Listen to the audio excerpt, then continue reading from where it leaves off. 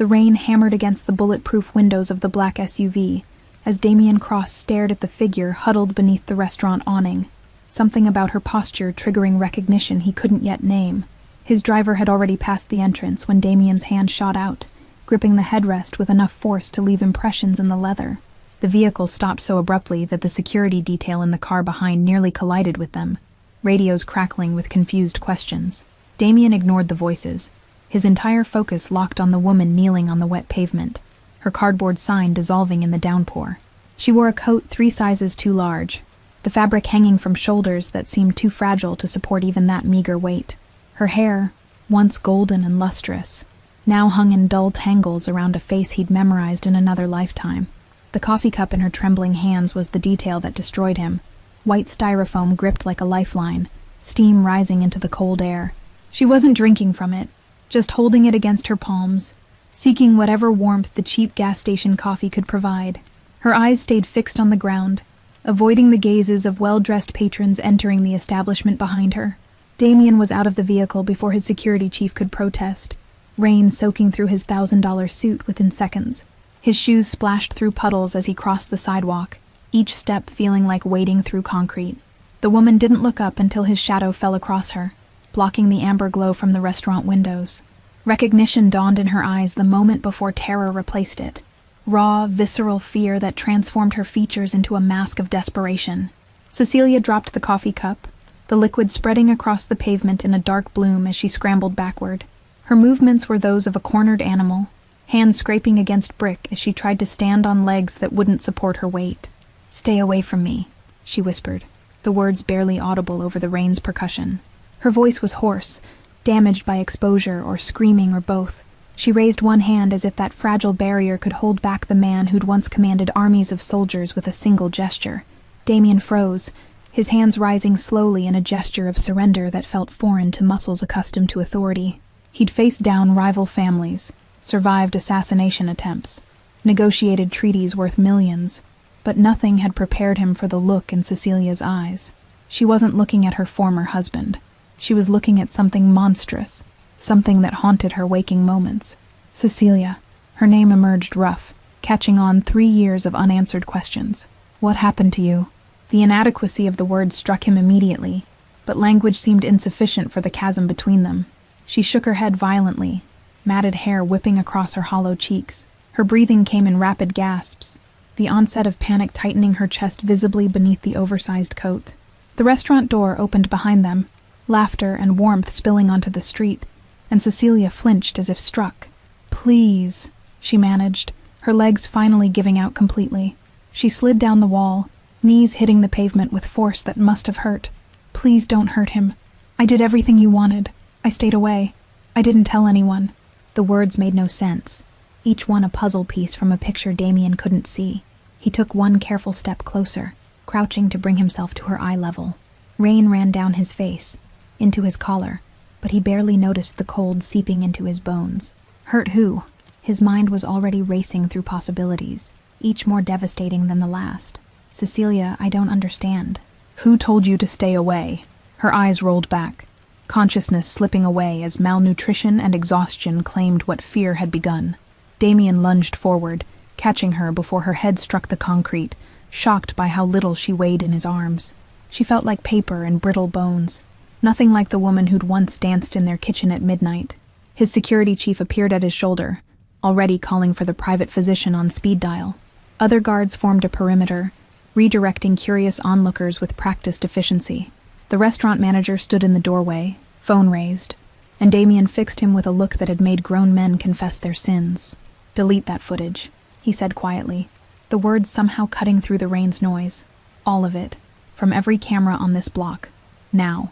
He lifted Cecilia fully into his arms, her head lolling against his chest as he turned back toward the SUV. The cardboard sign lay abandoned on the pavement, its message running in inked rivers. "Anything helps. God bless." The sight of it ignited something volcanic in his chest, a rage so complete it threatened to consume rational thought. Someone had reduced his Cecilia to this.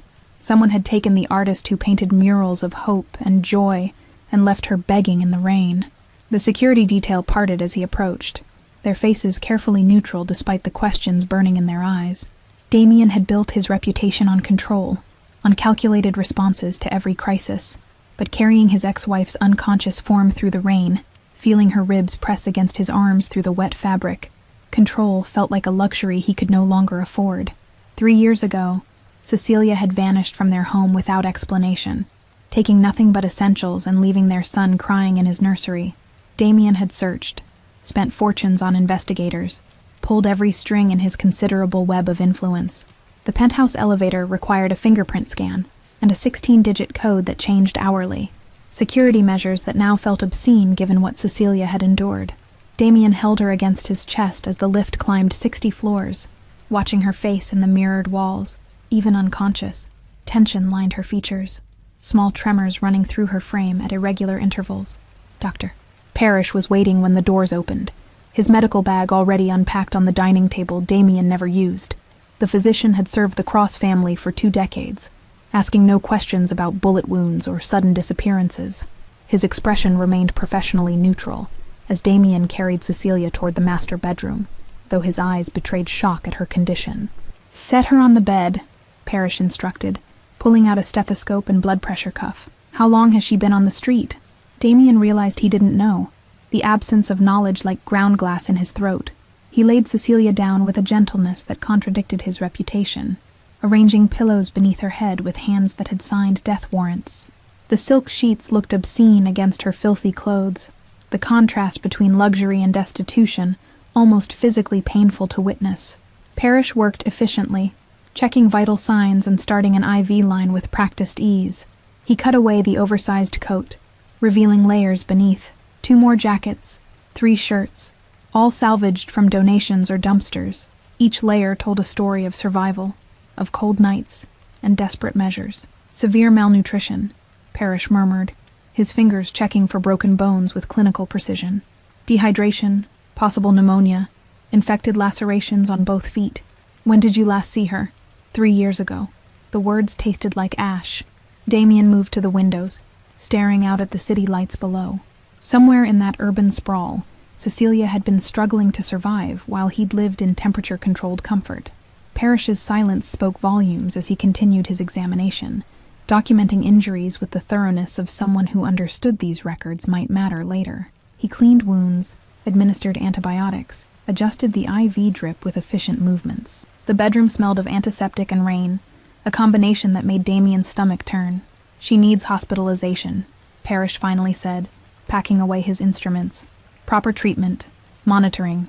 This level of malnutrition requires careful refeeding to avoid complications. No hospitals." Damien's response was immediate, absolute. No records, no questions. "You treat her here. Bring whatever equipment you need. Bill whatever you want." Parrish studied him for a long moment before nodding, recognizing the futility of argument. He'd seen enough of Damien's world to understand that hospitals meant exposure, vulnerability, questions that couldn't be answered safely. He left instructions for round-the-clock care, promising to return in 6 hours. Damien dismissed his security detail, wanting privacy for what came next. He pulled a chair beside the bed, studying Cecilia's face in the lamplight. Someone had done this to her, reduced her to shadows and fear. The rage he'd felt on the street had crystallized into something colder, more dangerous. Her eyes opened near midnight, unfocused at first before sharpening with recognition and renewed terror. She tried to sit up, yanking at the IV line hard enough to tear the tape securing it. Damien raised his hands again, that same gesture of surrender. "You're safe," he said quietly, though the words felt presumptuous. "You're in my penthouse. Dr. Parrish treated you. Nobody knows you're here." Cecilia's breathing accelerated, her gaze darting around the familiar bedroom they'd once shared. She located the exits with practiced efficiency. The door, the windows, the bathroom. Her hands gripped the sheets, preparing to flee despite her body's obvious weakness. "You drugged me." The accusation emerged flat, factual. "You brought me here to—" She couldn't finish, tears streaming down her gaunt cheeks. "To what?" Damien leaned forward, desperate to understand the narrative playing in her mind. "Cecilia, I found you begging in the rain. You collapsed. What did you think I would do?" "What they said you'd do." Her voice broke on the words. "If I came back, if I tried to see him, they said you'd make sure I disappeared permanently." The pronoun registered like a gunshot. Damien's blood turned to ice, his mind racing through implications. See who? Who told you this? Cecilia's expression shifted to confusion, as if the answer should be obvious. Her lips trembled as she spoke the word that changed everything. Felix. The name of their son hung between them like a detonation, scattering Damien's thoughts into fragments he couldn't reassemble. Felix, who'd been 2 years old when Cecilia vanished, who was now 5, and asked questions about his mother that Damien couldn't answer. The boy who'd stopped crying for her after 6 months, who'd learned to accept her absence as permanent. You think I threatened our son? Damien's voice came out strangled, disbelieving. You think I would hurt Felix to control you?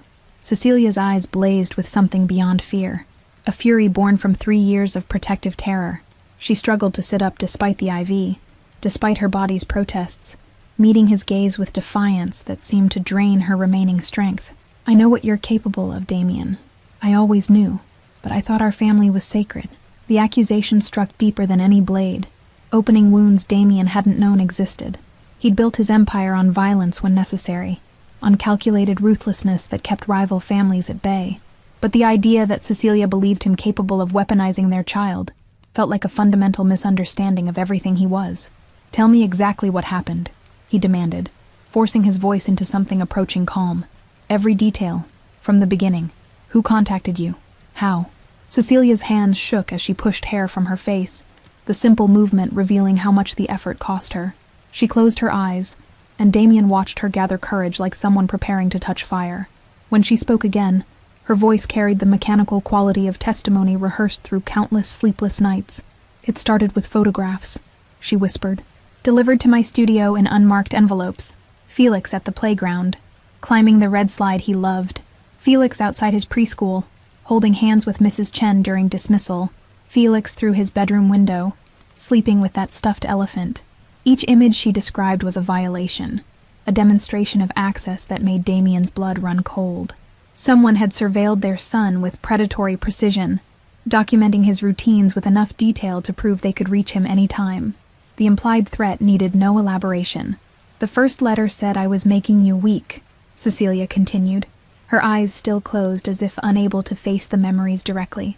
That your enemies saw you as vulnerable because of us. That Felix would pay the price for your softness unless I removed the liability. Damien's hands curled into fists, nails biting into his palms hard enough to draw blood. The language was familiar, the rhetoric of old-school families who viewed love as weakness, who sacrificed everything human for power's sake.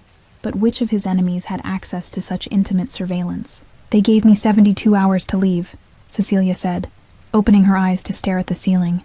72 hours to disappear completely, to never contact you or Felix again.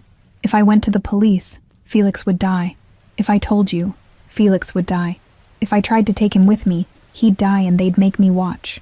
The clinical precision of the threats spoke to professional work, someone who understood psychological warfare. Damien's mind catalogued possibilities, running through associates and enemies with the resources and motivation for such an operation. The list was disturbingly long. I left everything, Cecilia whispered. My phone, my credit cards, anything they could trace. I took cash from the emergency fund in the studio and just walked away. I watched from across the street as you came home that night, watched you realize I was gone. Damien remembered that evening with crystalline clarity, arriving to find Felix inconsolable, Mrs. Chen apologetic and confused, Cecilia's absence like a hole torn in reality. He'd assumed an affair, a crisis of identity, anything but this calculated terrorism. The truth felt worse than any betrayal he'd imagined. I slept in shelters at first, she continued, her voice growing more distant. Changed locations constantly, never stayed anywhere long enough to establish patterns. I cut my hair, wore donated clothes, made myself invisible. Every day I waited for news that something happened to Felix, that I'd failed to protect him. The image of Cecilia, his Cecilia who'd decorated their home with her paintings, who'd sung Felix to sleep with songs she invented, sleeping among strangers in institutional beds made Damien's chest constrict. She'd chosen homelessness over risking their son's safety, endured 3 years of degradation because someone convinced her the threat was real. I saw you sometimes, Cecilia admitted, her gaze finally meeting his. On the street, getting into your car. You looked right through me twice, didn't recognize me. I was grateful for that. Thought it meant I'd changed enough to stay hidden. Damien thought of the times he'd distributed money to homeless populations near his operations, a habit born from Cecilia's influence when they'd been together. The possibility that he'd given charity to his own wife without recognition felt like cosmic cruelty, a punishment for blindness he couldn't have prevented. "Why come back to this neighborhood?" he asked, the question tactical even through emotional devastation. "Why risk being seen if you believed the threat was real?" Cecilia's expression crumbled, tears flowing freely down her wasted cheeks, her hands twisted in the expensive sheets, creating wrinkles and fabric that cost more than she'd probably seen in months. "Because I'm dying, Damien. Because I needed to see him one more time, even from a distance, before I don't get the chance." The words hit like physical blows, each syllable a small death. Damien lunged forward, grabbing her shoulders with a desperation that bordered on violence. "What do you mean dying?" Parrish said malnutrition, infections, things we can treat. "My heart," she whispered, placing a skeletal hand over her chest. "The stress, the malnutrition, the exposure. A free clinic doctor told me 3 months ago. Without proper treatment, without rest and medication I can't afford. I have maybe 6 months." I'd made peace with it, thought at least Felix would be safe even if I wasn't there to see him grow up. Damien pulled out his phone before Cecilia could protest, his fingers moving with violent precision across the screen. He sent encrypted messages to his most trusted medical contacts, demanding specialists, equipment, whatever it took to reverse damage that should never have occurred. The idea of her dying, of losing her permanently when he just found her, was incomprehensible, unacceptable. "You're not dying," he stated with the same certainty he used to close impossible deals. "Parrish will coordinate with cardiologists tonight. We'll have specialists here by morning with whatever technology exists to fix this." Cecilia watched him with something between hope and resignation, as if she'd learned not to trust in rescue. She pulled the blanket higher despite the room's perfect temperature, a defensive gesture that spoke to months of inadequate shelter. Her next words emerged barely audible, weighted with a question that had clearly haunted her. "Is he okay, Felix? Does he ask about me? Does he hate me for leaving?" The raw vulnerability in her voice demolished what remained of Damien's composure. He sat on the bed's edge, maintaining careful distance despite the urge to gather her close. "He stopped asking after the first year. Mrs. Chen tried to keep your memory alive, but I didn't know what to tell him that wouldn't be a lie." Cecilia's sob was soundless, her body curling inward as if to contain grief too large for physical form. Damien watched her shoulders shake, feeling more helpless than he'd ever felt facing armed rivals. 3 years of separation from their son, endured to protect him from a threat that might have been fabricated. "He needs to see you," Damien said carefully, already calculating logistics. "Tomorrow, when you're stronger. He deserves to know his mother is alive." Terror flashed across Cecilia's features, her hand shooting out to grab his wrist with surprising strength. "No, you can't tell him about me. If whoever sent those letters finds out I'm back, if they think I've broken the agreement, they're not going to touch Felix." Damien's voice dropped to the register his associates called the executioner's tone. Quiet, absolute, promising consequences beyond imagination. "I will burn this entire city to ash before anyone harms our son. You have my word on that." Cecilia studied his face as if searching for deception, her artist's eyes cataloging micro-expressions most people missed. Whatever she found there must have satisfied some criteria because she slowly released his wrist, though doubt still shadowed her features. "You don't understand how thorough they were. They knew things only someone close to you could know." The implication crystallized in Damien's mind like ice forming on glass. An inside threat, someone within his organization with access to family details most soldiers never saw. The realization narrowed the suspect pool considerably, transformed this from external attack to internal betrayal. His thoughts immediately went to his inner circle, the handful of people trusted with Felix's security arrangements. "Tomorrow I want you to tell me everything you remember about those letters," he said, his mind already constructing investigative frameworks.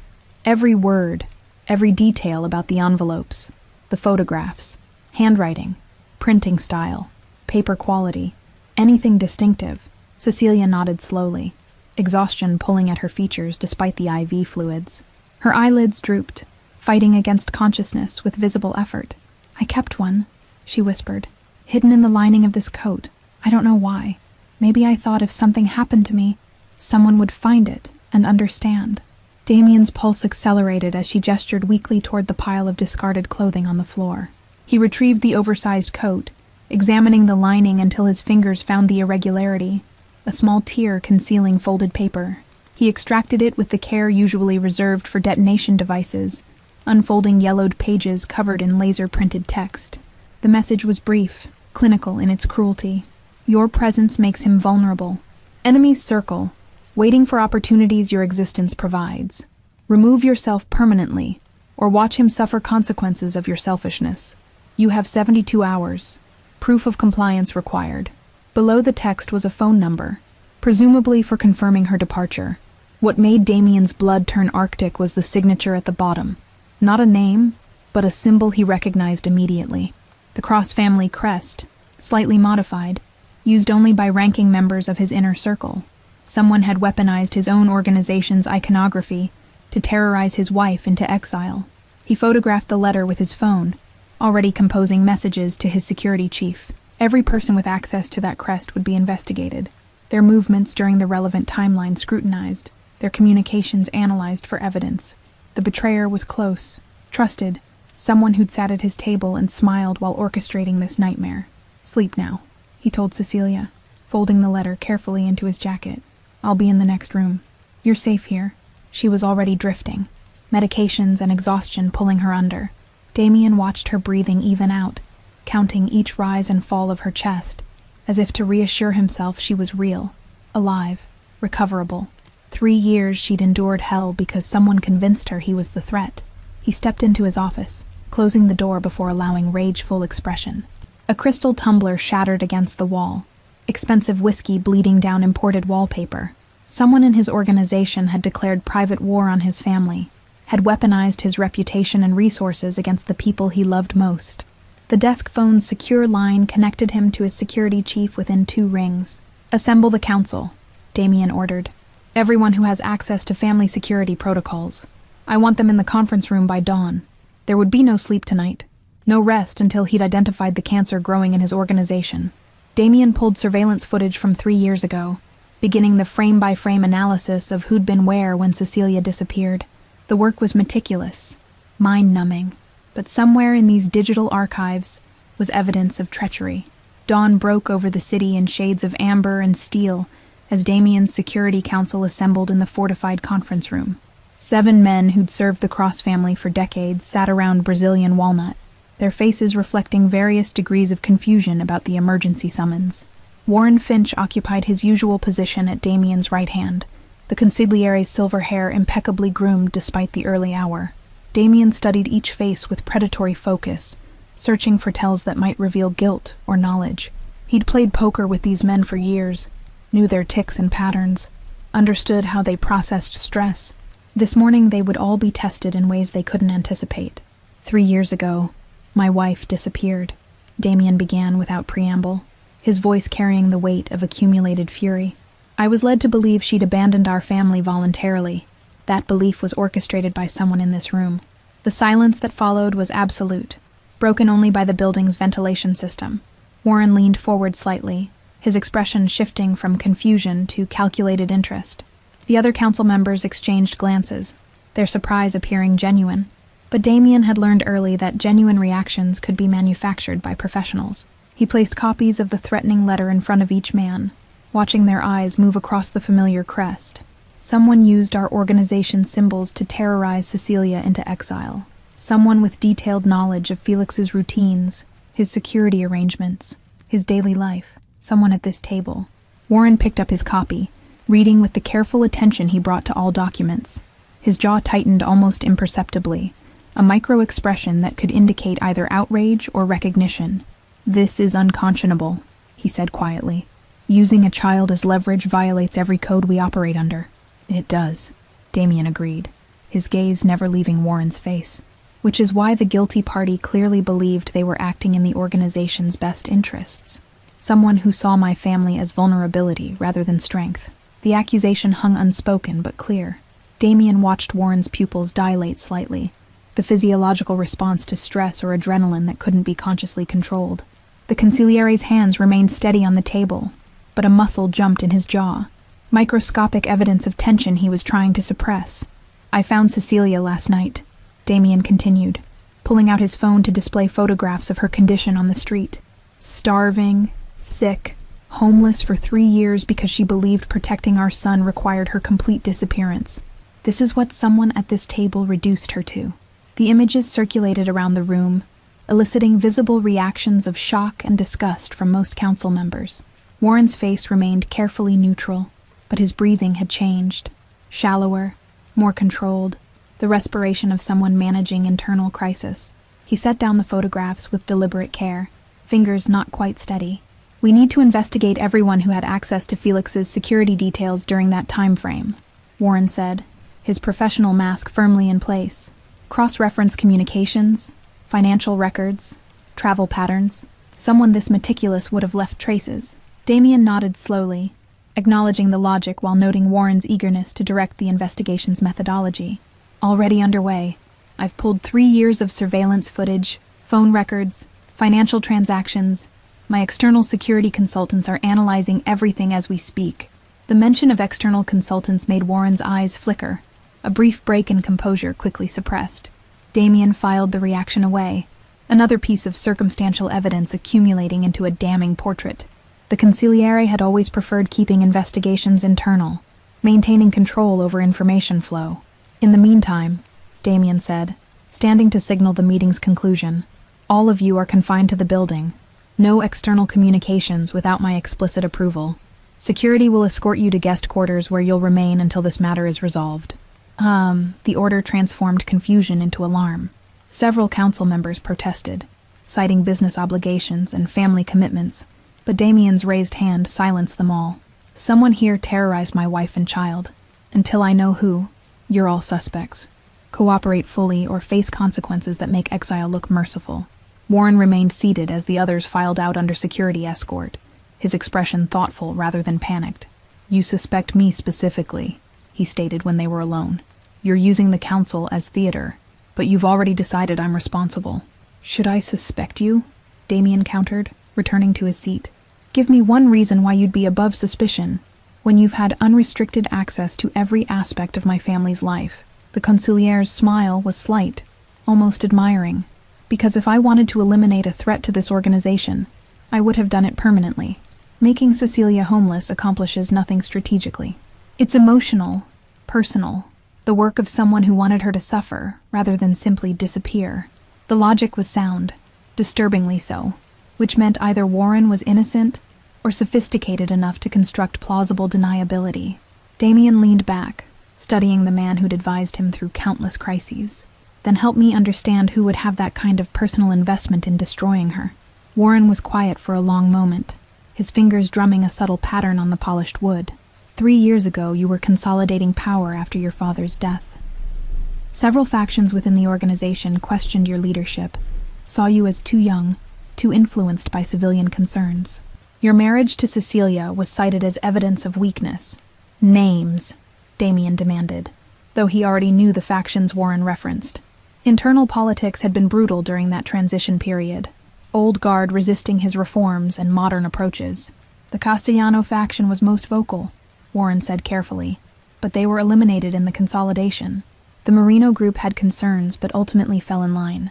There were individuals scattered throughout who grumbled about your domestic priorities, but no one with both motive and access to execute something this elaborate.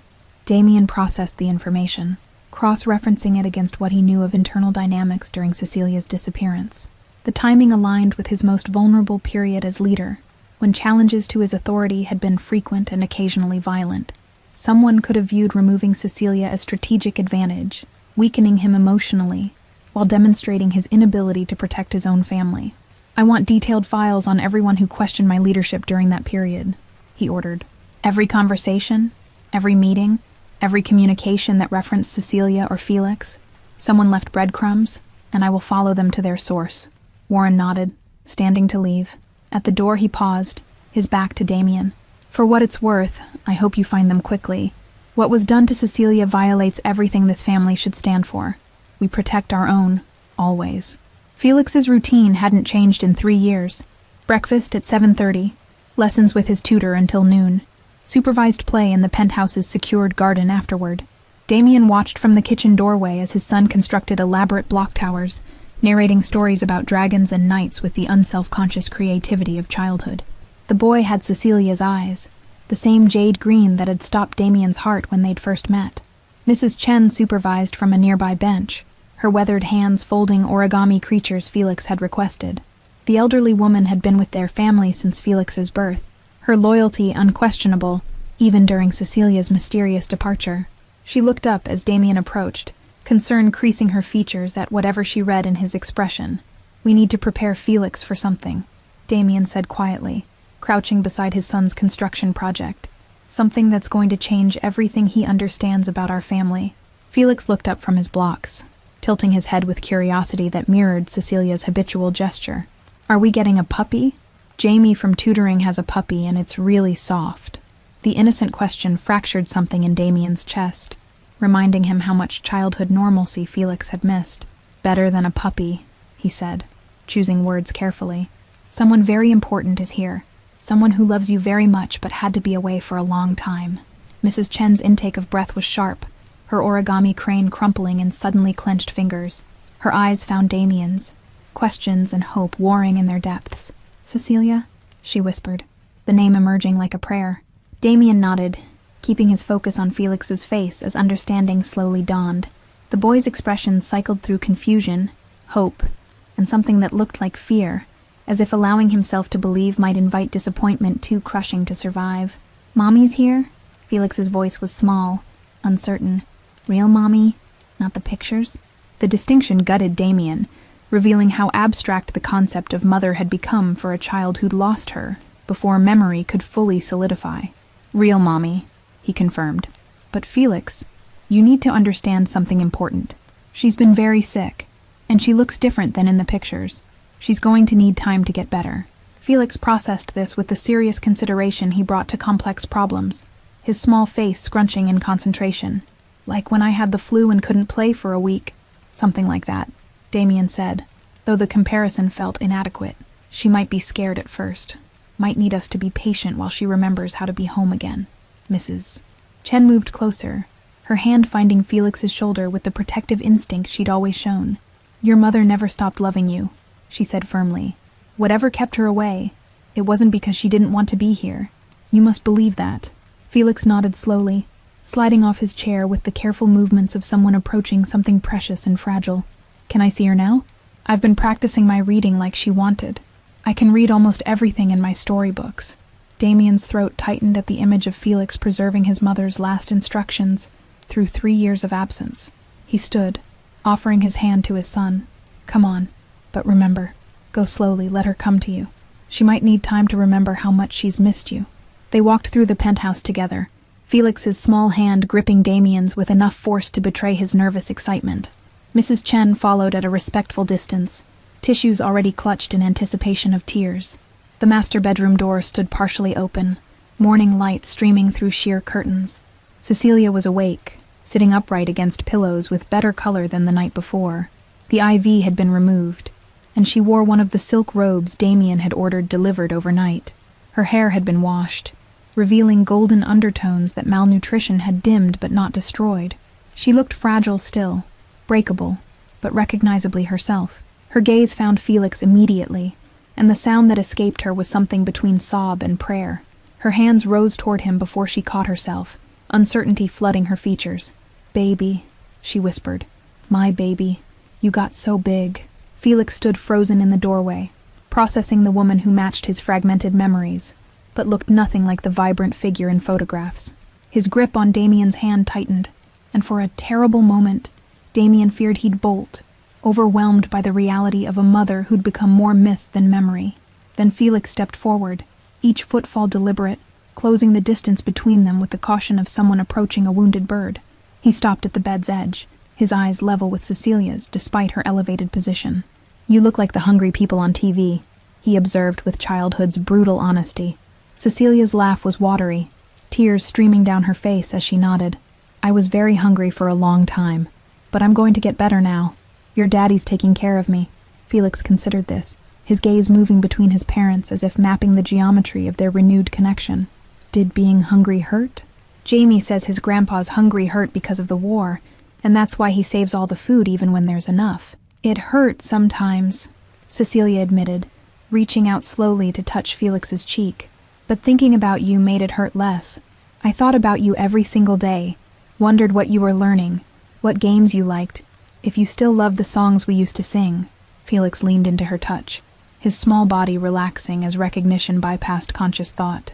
"Mrs. Chen tried to teach me the songs, but she didn't know all the words. And the dragon song, she only knew Chinese dragons, not your made-up ones." "I remember every word," Cecilia said softly. "I can teach them to you again if you'd like. We can add new verses for all the time we missed." Felix climbed onto the bed with sudden decision, curling against Cecilia's side with the unconscious trust of a child finding his anchor. She wrapped her arms around him, burying her face in his hair as sobs shook her frame. Damien watched them fit together like separated pieces finally rejoined, the image burning itself into his memory with painful clarity. "Mrs. Chen dabbed at her eyes, her tissues inadequate for the magnitude of her emotion. She caught Damien's gaze, mouthing silent gratitude before slipping from the room to grant them privacy. Damien remained, unable to look away from his fractured family beginning the impossible process of reassembly. "Daddy says you were sick," Felix said, his voice muffled against Cecilia's shoulder. "Are you going to get better and stay this time?" Cecilia's eyes found Damien's over Felix's head, the question in them mirroring their son's. Damien crossed to the bed, sitting on the opposite side so Felix was bracketed between them. "She's staying," he said with absolute conviction. "We're going to make sure she gets completely better, and then we're going to be a family again." Felix seemed to accept this, his breathing evening out as exhaustion from emotional overwhelm took hold. Within minutes, he was asleep, trusting in a way only children could that the adults would maintain the world he'd just reconstructed. Cecilia stroked his hair with reverent fingers, each touch a reclamation of motherhood stolen from her.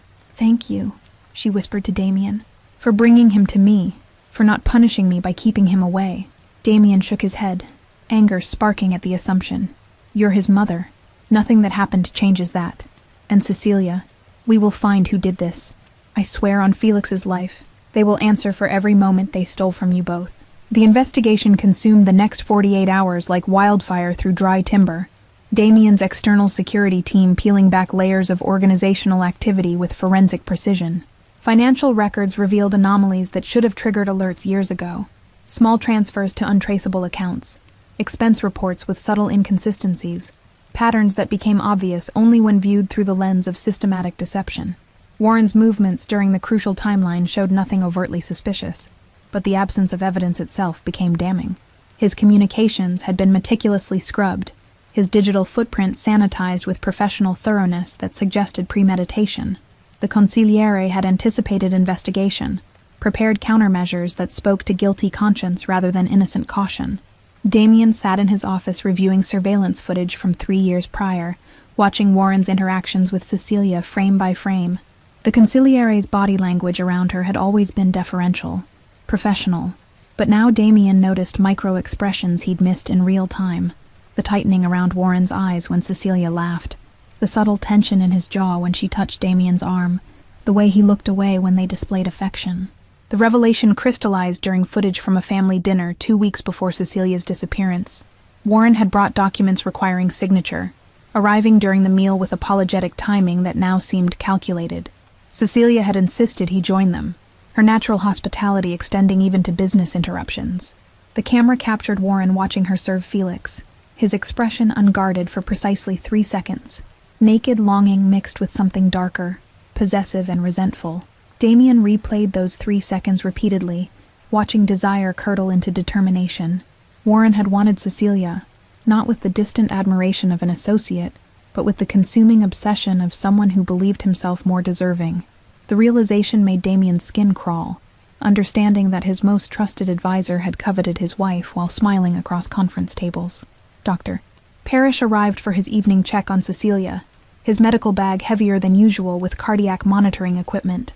He set up the portable EKG in the master bedroom, his movements efficient despite obvious fatigue from round-the-clock care.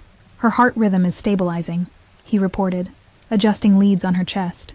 "The rest and proper nutrition are making measurable differences already." Cecilia submitted to the examination with quiet resignation, her attention fixed on Felix playing in the corner with toy cars Damien had retrieved from storage. The boy had barely left her side since their reunion, sleeping in a cot positioned beside her bed.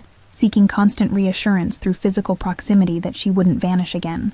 "The psychological damage will take longer," Parrish said quietly, packing away his equipment. "She's experiencing classic trauma responses, hypervigilance, anxiety, dissociative episodes.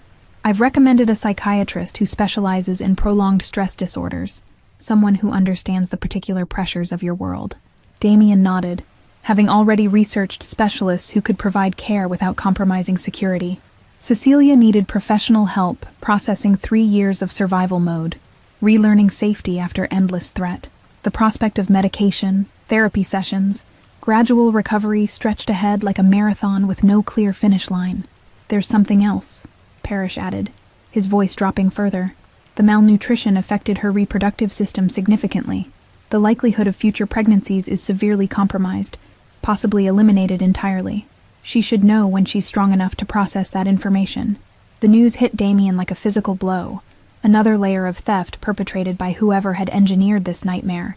Cecilia had wanted more children, had spoken wistfully about giving Felix siblings, about their home filled with the chaos of multiple voices. That future had been stolen along with 3 years of her life, casualties in someone's twisted campaign. Felix brought his favorite car to show Cecilia, climbing onto the bed with the practiced ease of someone who'd claimed that space as rightfully his. "This one's the fastest," he explained seriously. "It can beat all the others, even on the bumpy track." Cecilia accepted the toy with appropriate gravitas, examining its features as Felix pointed out modifications he'd imagined. Her smile was genuine, despite the exhaustion visible in every line of her body, maternal instinct overriding physical depletion. "You'll have to show me all your tricks," she said. "I bet you've invented games I've never even imagined." The domestic scene provided sharp contrast to the investigation's darkness unfolding in Damien's office. He excused himself, leaving Parrish to complete his examination, while he returned to evidence that accumulated like stones building a wall of certainty. Warren's innocence became increasingly implausible with each new discovery. The breakthrough came from phone records cross-referenced with Cecilia's timeline of threatening letters. The number provided for confirming her departure traced to a burner phone purchased with cash, but cellular tower data revealed its location during key dates, consistently pinging towers near Warren's residence. The consigliere had been sloppy in one crucial detail, underestimating the sophistication of modern telecommunications forensics. Damien's hands trembled as he compiled the evidence into a comprehensive file, rage threatening to overwhelm strategic thinking. Warren had sat across from him for 3 years, offering counsel and sympathy about Cecilia's abandonment, all while knowing exactly where she was and what horrors she endured. The betrayal transcended professional misconduct, entering territory of personal violation so profound it demanded biblical retribution. His phone buzzed with a message from his lead investigator. Additional evidence recovered from Warren's personal computer, encrypted files containing surveillance photographs of Cecilia and Felix. The images matched descriptions from the threatening letters: playground visits, school pickups, bedroom windows. Warren had personally documented their son's vulnerability, constructing the evidence used to terrorize Cecilia into exile. Damien stood, straightening his jacket with movements made mechanical by fury, too vast for expression. The time for investigation had ended. Confirmation phase was complete. Now came consequences, and he would ensure they matched the crime's magnitude. Warren had declared war on his family using methods that violated every code the organization claimed to honor. The conference room still held the detained council members, their patience wearing thin after days of confinement. Damien entered to find them in various states of agitation, complaints dying on their lips as they registered his expression. He'd seen his own face in mirrors during moments of lethal intent, knew the look that preceded irreversible action. Warren Finch has been identified as the individual responsible for Cecilia's disappearance, Damien announced without preamble. Evidence is comprehensive and conclusive. You're all released from confinement with apologies for the inconvenience. This matter will be handled through appropriate channels. The phrase appropriate channels hung in the air with weighted implication, understood by everyone present as code for something outside legal systems.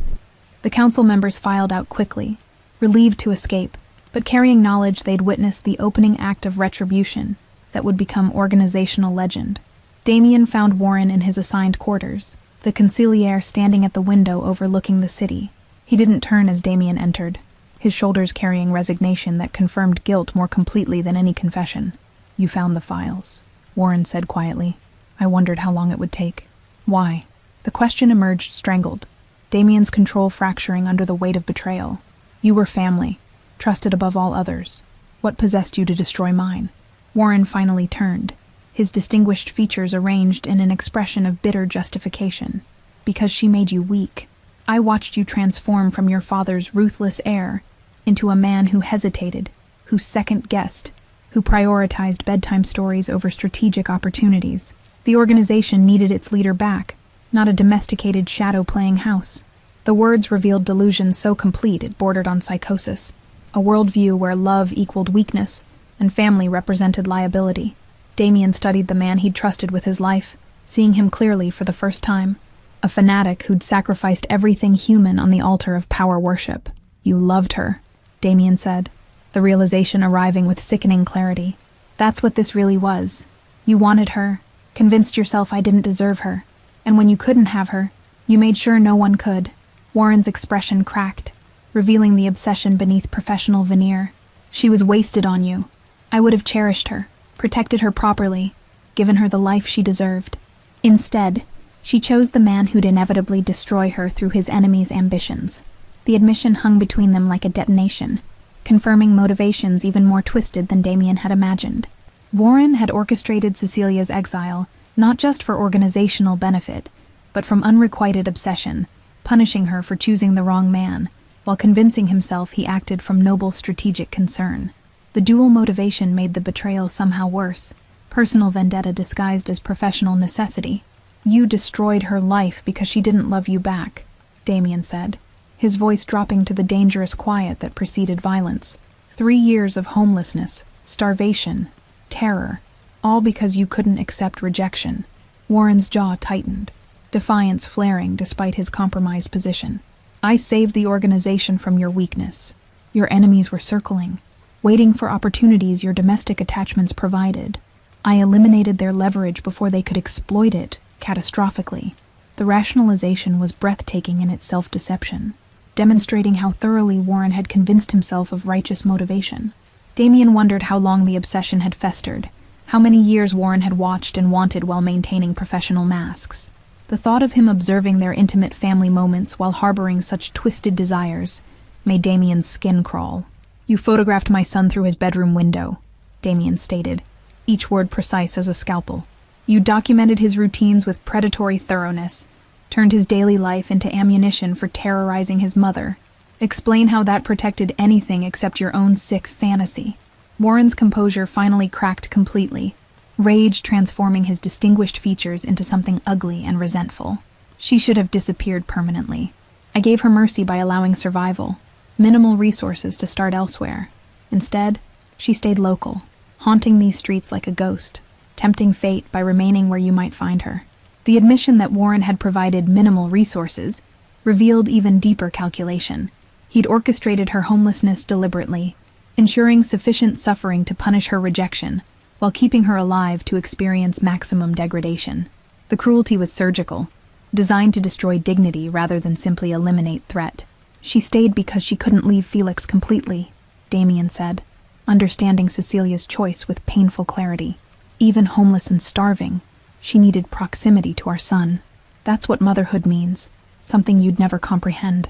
Warren laughed bitterly, the sound devoid of genuine humor. Motherhood. You elevated her maternal instincts into virtues while they made you predictable, exploitable. Every decision filtered through how it affected your domestic fantasy, weakening responses to real threats. Damien's fist connected with Warren's jaw before conscious decision registered, the impact satisfying on a primitive level that transcended strategy.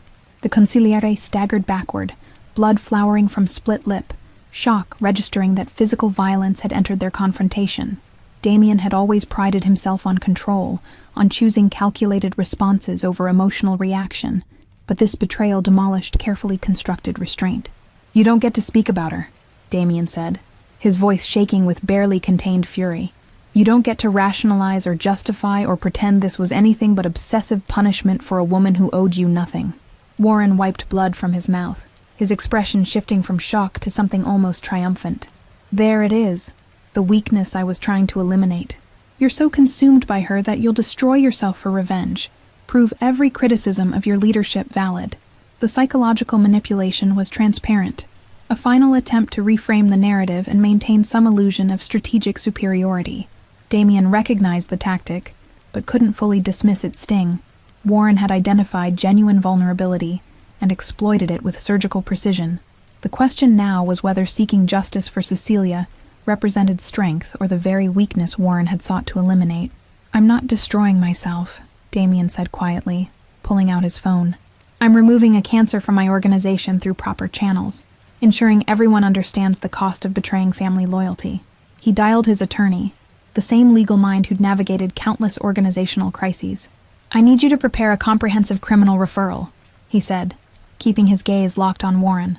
"Everything. Stalking, terroristic threatening, conspiracy, attempted murder through deprivation, full cooperation with authorities, complete transparency." Warren's eyes widened, genuine fear replacing defiance for the first time. "You're turning me over to police? That's not how we handle internal matters. You'll expose organizational operations, invite investigations that destroy everything your father built." "My father built an empire on loyalty and family honor," Damien countered. "You violated both in the most fundamental way possible. If protecting the organization means allowing your crimes to go unpunished, then the organization doesn't deserve protection." The decision represented a departure from traditional handling of internal betrayal, choosing legal consequences over the extrajudicial violence Warren had expected. Damien recognized the risks. Police involvement meant scrutiny, investigations that might uncover activities better left hidden. But the alternative was allowing Warren's crimes against Cecilia to be handled privately, buried under organizational secrecy like they mattered less than protecting institutional reputation. "She'll have to testify," Warren said, grasping for leverage. "Relive everything in court, face cross-examination designed to destroy her credibility. You'll subject her to additional trauma just to satisfy your revenge fantasy." Damien had considered this, the possibility that pursuing justice might inflict new wounds on someone already devastated by Warren's original campaign. But Cecilia deserved the validation of public acknowledgement, the societal confirmation that crimes against her warranted serious consequence. Burying this privately would implicitly suggest her suffering mattered less than organizational convenience. "That will be her choice," Damien said. "Not mine, not yours, hers.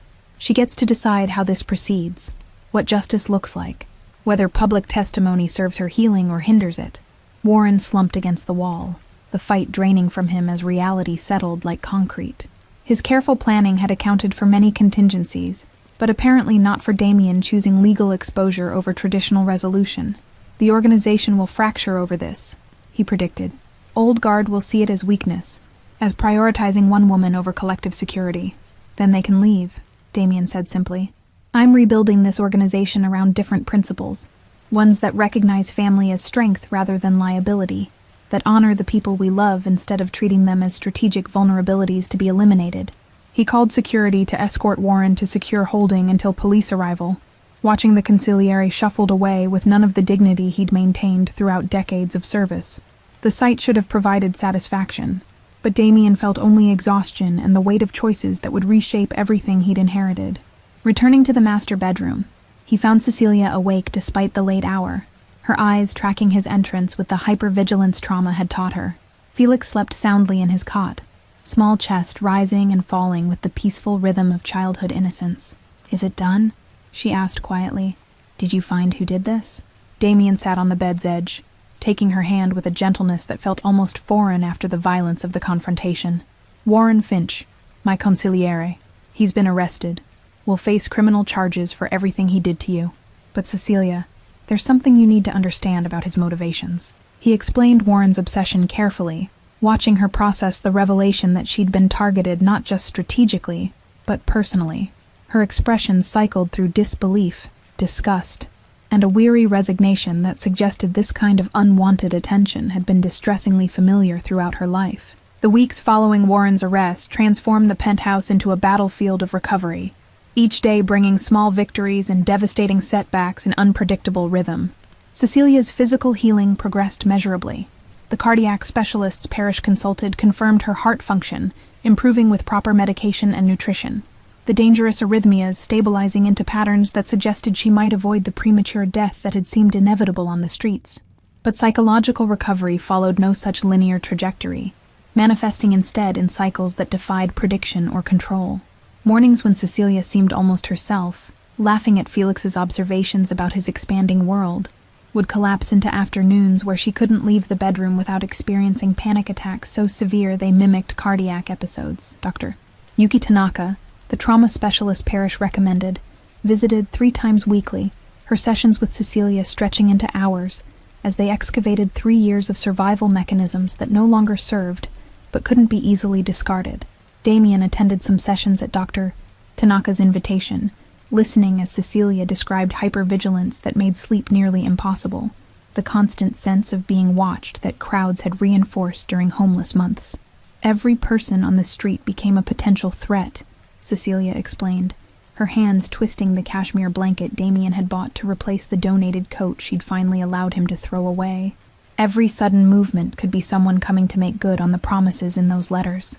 Felix adapted with the resilience of childhood, but not without cost that became evident in subtle behavioral changes. He'd started hoarding food in his room, small caches of crackers and fruit discovered under his bed and behind books on his shelf. When Damien gently questioned this, Felix explained with heartbreaking logic that if Mommy got hungry again, he wanted to be able to help her right away. The boy also developed proximity anxiety, becoming distressed when Cecilia left his sight even briefly. Bathroom trips required careful negotiation, Cecilia leaving the door cracked while Felix waited outside, counting to reassure himself she'd return. Dr. Tanaka explained this was normal for children reunited with absent parents, but watching his son's small face crumple when Cecilia moved to another room never became easier. Warren's case proceeded through legal channels with the inevitability of an avalanche, each new revelation adding weight to charges already substantial. The prosecutor assigned to the case was a woman named Jennifer Hale, whose reputation for pursuing stalking and domestic terror cases with righteous fury made her ideal for this particular prosecution. She visited the penthouse to interview Cecilia, her professional demeanor softening as she listened to testimony that clearly affected her on personal level. Hale brought with her a victim advocate named Sienna Park, whose specialized training in trauma-informed interviewing techniques helped Cecilia navigate the difficult process of recounting her experiences for legal documentation. Park's gentle questioning drew out details Cecilia had suppressed, memories of specific threats, and their psychological impact that would be crucial for establishing the comprehensive nature of Warren's campaign. The sessions left Cecilia drained but also strangely validated, the official acknowledgement of her suffering, providing external confirmation that her fear had been rational rather than paranoid overreaction. The media discovered Warren's arrest within days, despite Damien's efforts to maintain confidentiality, tabloid headlines sensationalizing the case with lurid speculation about mafia family drama and love triangles. Reporters camped outside the building's perimeter, telephoto lenses aimed at windows in hopes of capturing photographs that would feed public appetite for scandal. Damien increased security protocols, instructed his legal team to pursue harassment charges against particularly aggressive journalists, but couldn't entirely shield Cecilia from awareness that her nightmare had become entertainment for strangers. The organization's response to Warren's arrest rippled through the hierarchy like seismic aftershocks. Old Guard members questioning Damien's decision to involve law enforcement in internal matters. Phone calls from allied families flooded his secure line, their leaders expressing concern about precedent being set, about washing organizational laundry in public forums where prosecutors might exploit exposure. Damien fielded each conversation with patience that belied his exhaustion, explaining repeatedly that crimes against family transcended organizational politics. Several senior members requested emergency council meetings, their thinly veiled agenda centering on damage control and traditional resolution methods. Damien refused these requests categorically, recognizing them as attempts to pressure him into handling Warren's betrayal through extrajudicial means that would bury Cecilia's suffering beneath institutional secrecy. The refusals cost him political capital accumulated over years of strategic relationship building, alliances fracturing under pressure of his unorthodox approach. Marcus Delacroix, head of the New Orleans operation and Damien's father's oldest associate, arrived unannounced at the penthouse demanding audience. His weathered face carried decades of organizational history, eyes that had witnessed evolution from Prohibition-era violence to modern corporate legitimacy. "Your father would be ashamed," Delacroix stated without preamble, his Creole accent thickening with emotion. "Exposing family business to satisfy personal vendetta violates every principle we built this empire upon." Damien met the accusation without flinching, his response measured despite anger simmering beneath professional veneer. My father built his empire on protecting what mattered most: family, loyalty, honor above profit. Warren violated all three by terrorizing my wife and son. If you believe covering that up honors my father's memory, you misunderstood everything he stood for. The confrontation ended with Delacroix's departure, his silence more damning than further argument, both men understanding a philosophical divide too fundamental to bridge through negotiation. Cecilia's reaction to media attention manifested in renewed hypervigilance, her progress toward feeling safe deteriorating as she imagined thousands of eyes consuming details of her degradation. She stopped venturing onto the penthouse terrace, convinced that cameras were documenting her every movement for broadcast to audiences who would judge her choices and question her credibility. Dr. Tanaka adjusted their therapy focus to address this new layer of violation, helping Cecilia distinguish between legitimate threat and anxiety-amplifying perceived danger beyond realistic proportions. Felix absorbed the increased tension despite adults' efforts to shield him, his questions becoming more pointed about why strangers wanted to take pictures of their family. Damien struggled to explain media fascination in age-appropriate terms, finally settling on simplified narrative about people being curious about things they didn't understand. The explanation satisfied Felix temporarily, but Damien recognized they were entering territory where childhood innocence couldn't be preserved indefinitely.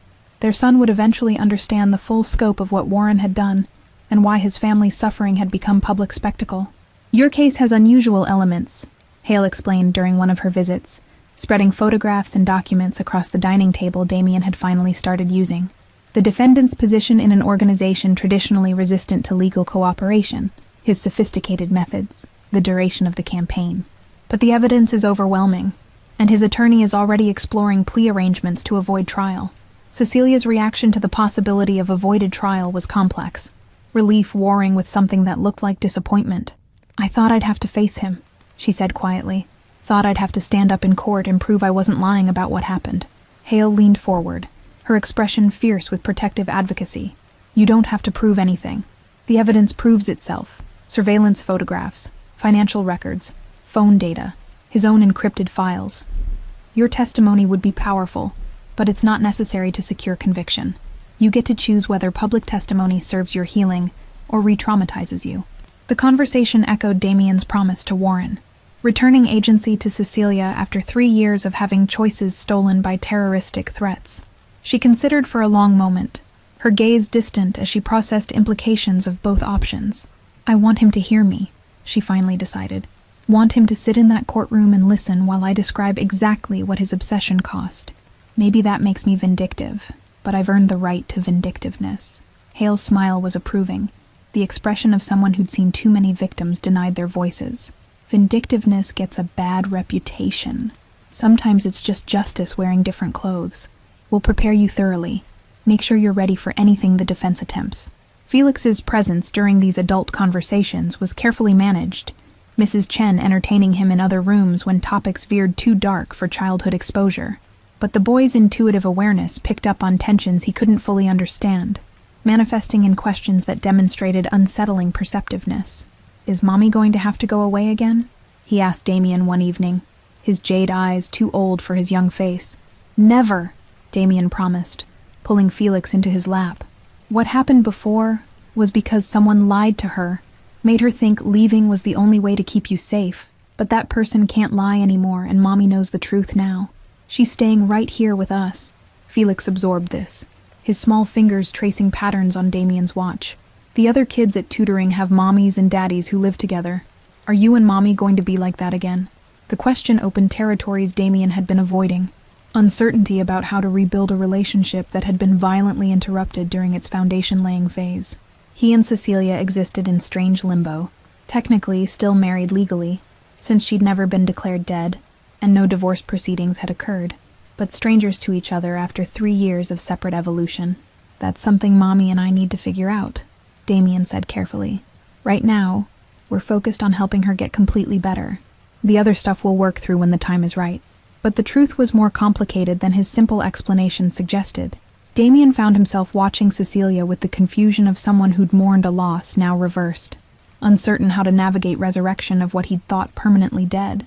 She still carried herself with the grace that had first captivated him, still possessed the sharp observational skills that made her art insightful and profound. But trauma had carved new depths into her features, added layers of wariness that made her seem simultaneously familiar and foreign. Their conversations remained careful, dancing around intimacy neither felt ready to reclaim. They discussed Felix's development, Cecilia's medical progress, household logistics that needed coordination, but the deeper topics, what they'd each become in 3 years apart, whether the people they'd been when they married still existed, remained unspoken territories too dangerous to navigate prematurely. Warren's trial began on a humid June morning, the courthouse surrounded by security preventing media circus from overwhelming proceedings. Cecilia wore a tailored navy dress Hale had helped select, something professional without appearing expensive, careful calibration of image for jury perception. Damien sat in the gallery's first row, his presence both support and silent warning to anyone who might consider approaching his wife with anything less than respect. Warren entered in prison-issued clothing, his distinguished appearance diminished by incarceration's toll. Dark circles shadowed his eyes, silver hair no longer impeccably groomed, the arrogant confidence that had characterized his professional life stripped away by consequences finally catching him. He glanced toward Cecilia once as bailiffs led him to the defense table, his expression unreadable before he looked away. The trial unfolded over 3 weeks, each day revealing new layers of Warren's calculated campaign. Prosecutors presented surveillance photographs, documented financial transfers, expert testimony about psychological impact of prolonged terroristic threats.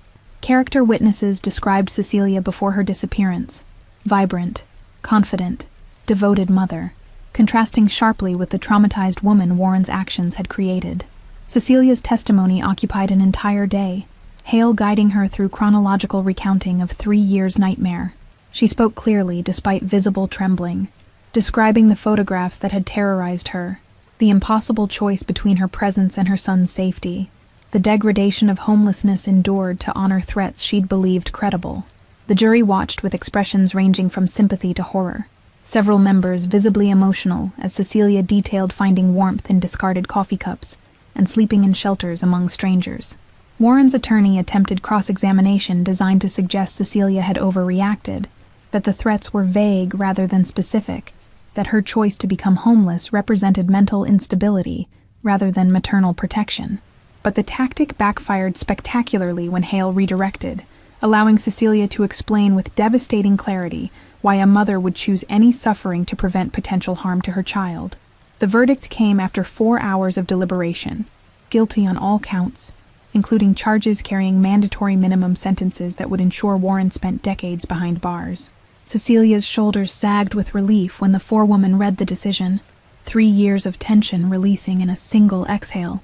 Damien reached forward from his seat to squeeze her shoulder, the simple touch conveying support words couldn't capture.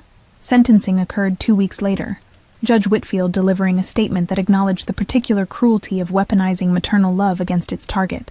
"You identified the strongest bond in human experience," she told Warren, "and transformed it into an instrument of torture. Your actions represent betrayal of trust, abuse of power, and psychological terrorism of the most calculated kind. This court sentences you to 25 years in federal prison without possibility of parole." Warren's expression remained stoic, as guards led him away, but Cecilia thought she saw something crumble behind his eyes. Final acceptance that his obsession had destroyed not just her life, but his own. The courtroom emptied slowly, spectators filing out while discussing the case in hushed tones. Damien guided Cecilia through side exits to avoid media waiting at main doors, his security team creating barrier between them and cameras. The months following sentencing brought gradual restoration of normalcy, though Cecilia's therapist cautioned that complete recovery would take years rather than seasons. She resumed painting, her studio becoming sanctuary where she processed trauma through art that critics would later describe as hauntingly powerful. Galleries requested exhibitions, but Cecilia declined for now, content to create without audience pressure. Felix's behavioral issues slowly resolved as consistency proved his mother's permanence, the food hoarding decreasing until Mrs. Chen found no hidden caches during her weekly cleaning. The proximity anxiety persisted longer, but modified into healthier attachment patterns. Felix could tolerate Cecilia's absence without panic, as long as clear communication established when she'd return. Damien restructured his organization around principles that honored family as strength rather than liability. purging members who couldn't adapt to evolution beyond old guard brutality. Several key associates left, unwilling to embrace leadership that valued domestic considerations alongside strategic positioning. But younger members, many with families of their own, welcomed the shift enthusiastically. The organization transformed, becoming something Damien's father might not recognize, but would hopefully respect. One evening in early autumn, Damien found Cecilia on the penthouse terrace she'd finally reclaimed, watching the sun set over the city that had been both prison and home. Felix was at a sleepover, his first, carefully negotiated after weeks of preparation, leaving them alone in rare silence. "Can we talk?" Cecilia asked, echoing the question she'd posed months earlier about defining their relationship. Damien joined her at the railing, close enough to feel her warmth without touching. "Of course. What's on your mind?" Cecilia was quiet for a long moment, watching colors bleed across the horizon. "I've been thinking about what Dr. Tanaka said in our last session, about how trauma changes people permanently, how we can't go back to who we were before. I can't be the woman you married, Damien. That person doesn't exist anymore." The admission carried weight of truth Damien had been avoiding acknowledging. "I'm not the man you married either. 3 years of believing you'd abandoned us, of raising Felix alone, of building an empire while mourning what I'd lost. It changed me fundamentally. So where does that leave us?" Cecilia's voice was steady, the strength she'd cultivated through survival evident in her directness. "Do we try to build something new from who we are now? Or do we acknowledge that too much has changed to recover what we had?" Damien considered carefully, recognizing the conversation's importance demanded honesty over comfort. "I don't know if I can love you the way I did before, with that uncomplicated certainty that made everything seem simple. But I know I love who you've become, the survivor who endured hell to protect our son, the artist who transforms pain into beauty, the woman who chose to face her tormentor in court instead of accepting a plea deal." Cecilia turned to face him fully, her jade eyes reflecting the sunset's fire. "I can't promise I'll ever fully trust again, that I won't wake up expecting threats, or see danger in shadows that are just shadows. But I want to try. For Felix, yes, but also for us, for the chance to discover what we might become together." Damien extended his hand, the gesture both invitation and question. Cecilia studied it for a heartbeat before placing her palm against his, their fingers intertwining with the tentative exploration of new connection, rather than comfortable familiarity. "We'll take it slow," he promised. "No expectations, no pressure. Just 3 people learning to be a family in whatever form that takes." They stood together as darkness claimed the sky, the city lights below illuminating possibilities neither had dared imagine during their darkest moments. Felix would return tomorrow, full of stories about his adventure, and they would listen together, 2 damaged people committed to providing their son the stability trauma had stolen. The future remained uncertain, scarred by the past, but no longer defined by it. Cecilia leaned her head against Damien's shoulder, a gesture of trust that felt monumental given everything she'd endured. "Thank you," she whispered, "for finding me, for believing me, for fighting for justice when it would have been easier to handle it quietly. You gave me back my voice when I'd forgotten I had one." Damien pressed a kiss to her temple, gentle and chaste, the promise of potential, rather than claim of possession. "You never lost your voice. Warren tried to silence you, but you survived to tell your story. That's not something I gave you. That's something you earned through every impossible day you endured." The penthouse door opened to admit Mrs. Chen, returning from her day off with grocery bags for tomorrow's breakfast. She paused, seeing them on the terrace together, a smile crossing her weathered features, before she discreetly retreated to give them privacy. The small moment of domestic normalcy felt precious, a reminder that life continued beyond trauma, that healing happened in incremental moments rather than dramatic revelations. Months became seasons, autumn bleeding into winter, and then spring's renewal, each day adding threads to the tapestry of their reconstructed family. Cecilia's strength returned gradually, her laughter becoming more frequent, as distance from trauma allowed joy to reclaim space in her emotional landscape. She and Damien navigated their relationship with careful intentionality, dating like strangers, learning each other's languages, discovering new connection, unburdened by assumptions about who they should be together. Felix thrived in the stability his parents had fought to provide, his childhood innocence gradually restored through consistency and unconditional love. He no longer asked if his mother would leave, accepting her presence as permanent reality rather than temporary grace. His art teacher noticed improvement in his drawings, the dark colors and chaotic compositions that had characterized his work during Cecilia's absence, giving way to brighter palettes and more hopeful imagery. On the anniversary of the night Damien found Cecilia in the rain, they returned to that restaurant with Felix between them. The awning where she'd knelt looked different now, transformed by context from place of desperation to site of their family's resurrection. "This is where everything changed," Damien told Felix, who'd asked about the significance of the location. "This is where Mommy came back to us." Felix studied the spot with the serious consideration he brought to important matters. "It looks like a good place," he finally decided. "I'm glad she picked here to come back." Cecilia's eyes filled with tears she no longer fought to hide, no longer ashamed of emotion that had kept her human through inhuman circumstances. "Me too, baby. Me too." They went inside for dinner, a family still healing but no longer broken, still scarred, but no longer defined by their wounds. The restaurant staff recognized them, their discretion appreciated as they were seated at a quiet table away from curious eyes. Felix chattered about his upcoming art show at school, excited to display work his mother had helped him create.